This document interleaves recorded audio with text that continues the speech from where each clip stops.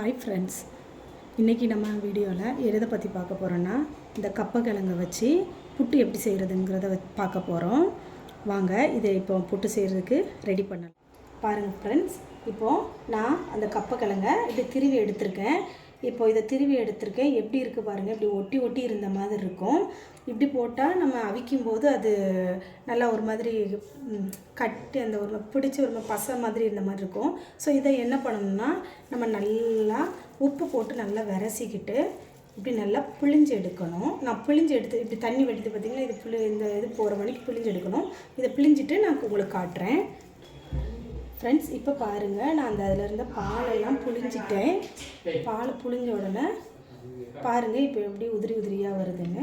இப்படி நல்லா உரித்து எடுத்துக்கலாம்.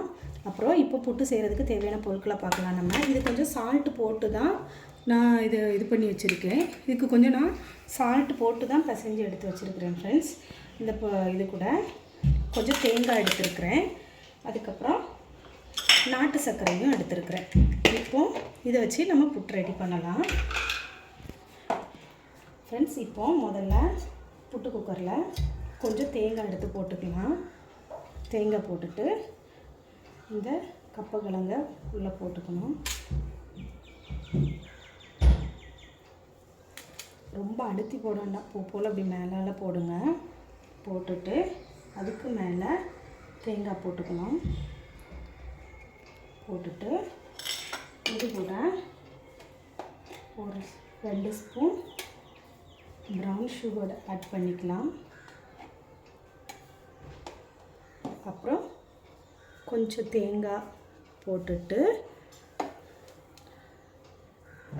கப்பக்கிழங்கு இது பண்ணிக்கலாம்.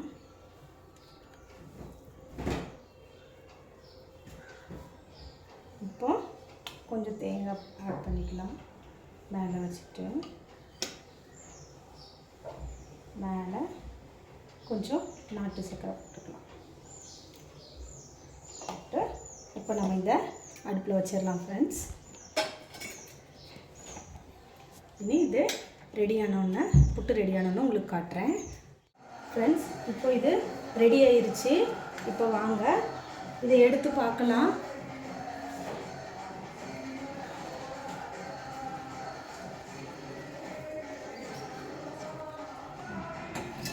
ஃப்ரெண்ட்ஸ், இதை எடுத்துக்கலாம். எடுத்து இப்போ பார்க்கலாம் நம்ம எப்படி வருதுன்னு.